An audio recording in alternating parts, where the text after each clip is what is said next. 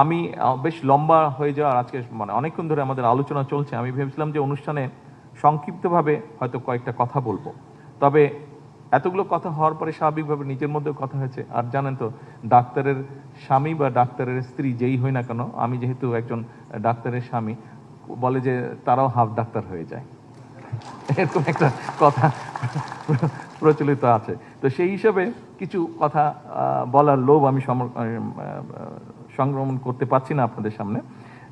সেটা কি? সেটা হচ্ছে যে বর্তমানে যারা চিকিৎসক হিসেবে দায়িত্ব পালন করছেন এবং যারা আসন্ন দিনে চিকিৎসক হিসেবে দায়িত্ব পালনের পথে রয়েছেন, দেশের স্বাস্থ্য এবং চিকিৎসা ব্যবস্থা নিয়ে বর্তমান সরকারের গৃহীত কতগুলো বিষয় আপনাদের সামনে মনে হয় আর একটু যদি স্পষ্ট করে তুলতে পারি।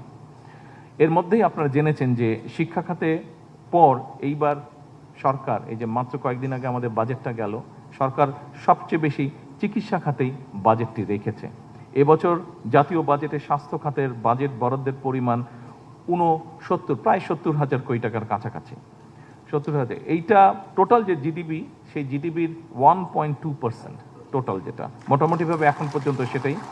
আমাদের যেটা পরিকল্পনা হচ্ছে, এই যে আপনাদের সামনে বললাম, আপনারা এর মধ্যে কথা প্রসঙ্গে অনেকগুলোই জেনেছেন, যেমন আমি বললাম যে আমরা হেলথ কেয়ার অ্যাপয়েন্ট করবো, যেই হেলথ কেয়ারে প্রায় 1 লক্ষ হেলথ কেয়ার অ্যাপয়েন্ট হবে। এই হেলথ কেয়ারে শতকরা 80% আমরা চাইছি নারীদেরকে অ্যাপয়েন্ট করতে। এর বাইরেও ধরেন হাসপাতালগুলো আমরা বেটার সার্ভিস করব, যেটা একটু আগে মন্ত্রী সাহেব বললেন আপনাদের বিভিন্ন আলোচনার পরিপ্রেক্ষিতে।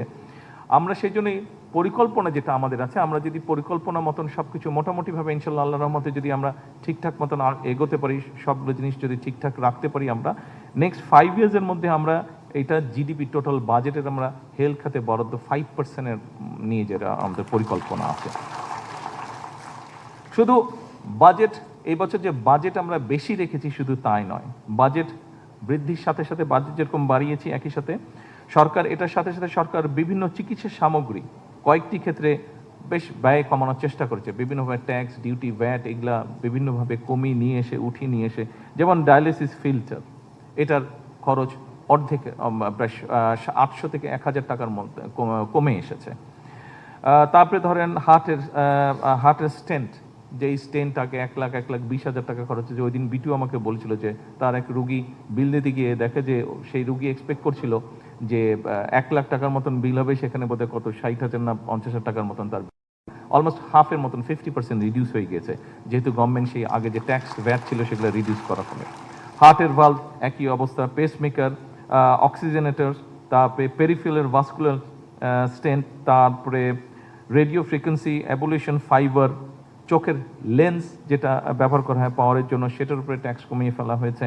ক্যান্সার চিকিৎসায় যেসব কাঁচামাল মানে ওষুধ তৈরি করতে যেগুলো, সেই সবের উপরে ট্যাক্স কমিয়ে ফেলা হয়েছে। ক্যান্সারের ওষুধ তৈরি করেন এবং এরকম একজন ম্যানুফ্যাকচারার আমাকে বলছিলেন যেইটা ছিল 1 লক্ষের মতন দাম, যে ওষুধটা ছিল, ট্যাক্স টুক সব কমানোর ফলে, ওনাদেরকে ওই সাপোর্টটা দেওয়ার ফলে এটা প্রায় 20-25 হাজারের মধ্যে চলে আসবে প্রাইসটা, ওষুধের প্রাইসটা।